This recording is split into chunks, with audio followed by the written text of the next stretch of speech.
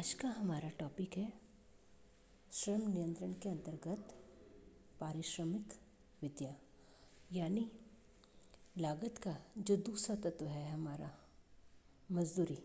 उसमें मजदूरों को उनके द्वारा किए गए कार्यों का भुगतान किस प्रकार किया जाता है, वो हमारी पारिश्रमिक विधियों के अंतर्गत ज्ञात किया जाता है। मजदूरों को मजदूरी हम दो तरह से दे सकते हैं, एक तो समयानुसार और दूसरा कार्यानुसार। तो पहला हम देखते हैं समयानुसार मजदूरी किसे कहते हैं। जब किसी श्रमिक को उसके द्वारा कारखाने में बिताए गए समय के आधार पर मजदूरी का भुगतान किया जाता है तो उसे समयानुसार मजदूरी कहते हैं। समयानुसार मजदूरी प्रति घंटे, प्रति सप्ताह या प्रति माह निश्चित की जाती है, यानी इसमें मजदूरी भुगतान की इकाई समय होती है।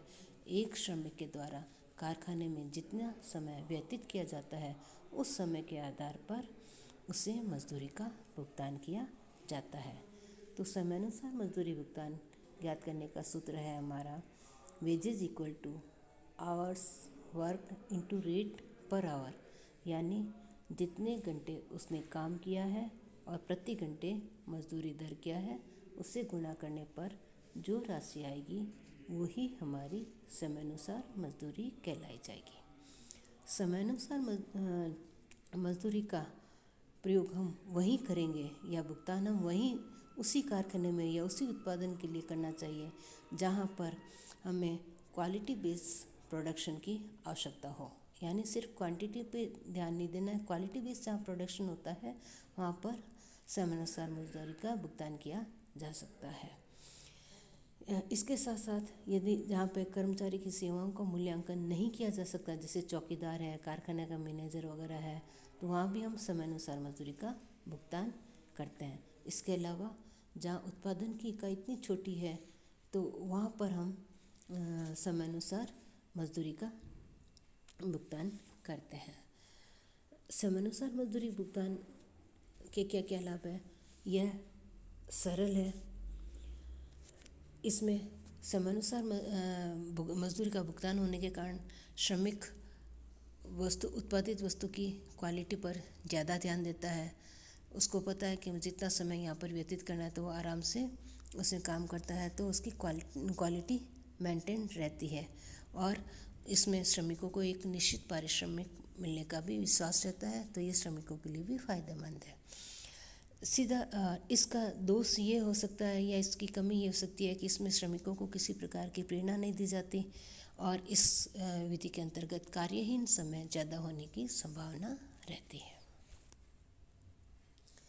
दूसरी पद्धति है हमारी कार्यदर मजदूरी।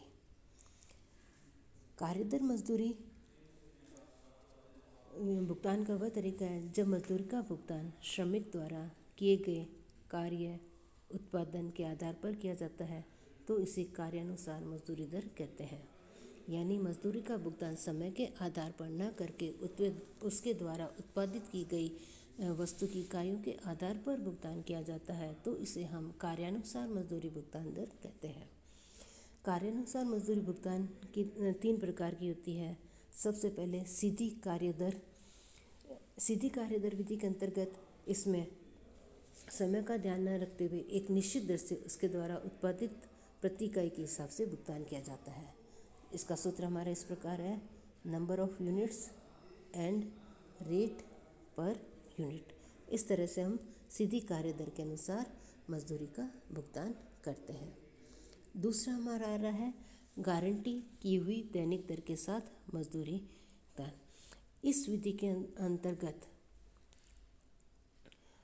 श्रमिक को मजदूरी दैनिक दर पर तथा कार्य दर पर दोनों तरीकों से ज्ञात की जाती है तथा दोनों में से जो भी अधिक हो वही मजदूरी श्रमिक को भुगतान कर दी जाती है। इससे श्रमिक को प्रोत्साहन मिलता रहता है और श्रमिकों को समयानुसार और कार्यानुसार दोनों मजदूरी पद्धति का लाभ प्राप्त होता है। इसलिए इसमें श्रमिक को दैनिक मजदूरी की गारंटी भी दी जाती है। नेक्स्ट हमारा आ रहा है अंतर परिवर्ती कार्य दरें। यह विधि श्रमिकों को उत्पादन देने के लिए अपनाई जाती है। इसमें आदर्श उत्पादन या प्रमाप उत्पादन निर्धारित किया जाता है।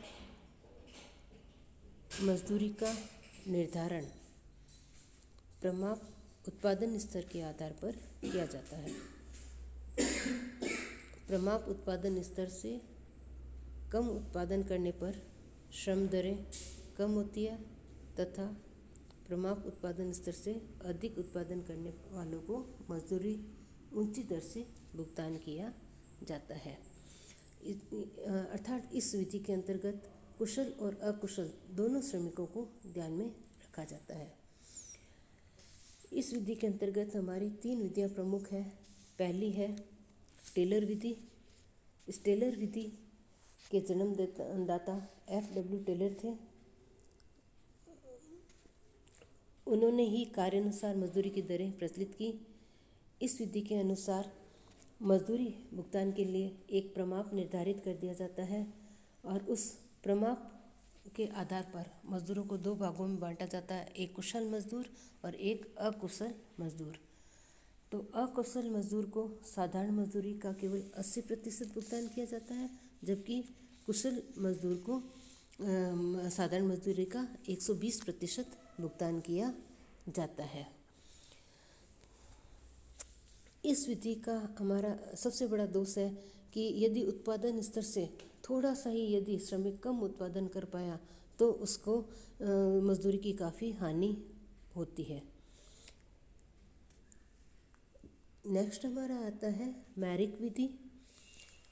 मैरिक विधि के अंतर्गत मजदूरी का भुगतान इस तरह किया जाता है। इसमें एक प्रमाप उत्पादन स्तर निर्धारित कर दिया जाता है। फिर जिस श्रमिक ने प्रमाप उत्पादन स्तर से 83% तक उत्पादन किया है उसे सामान्य मजदूरी दर से भुगतान किया जाता है।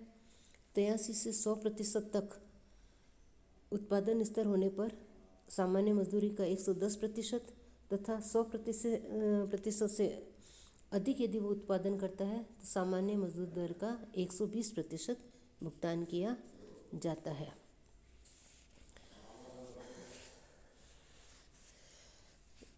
इस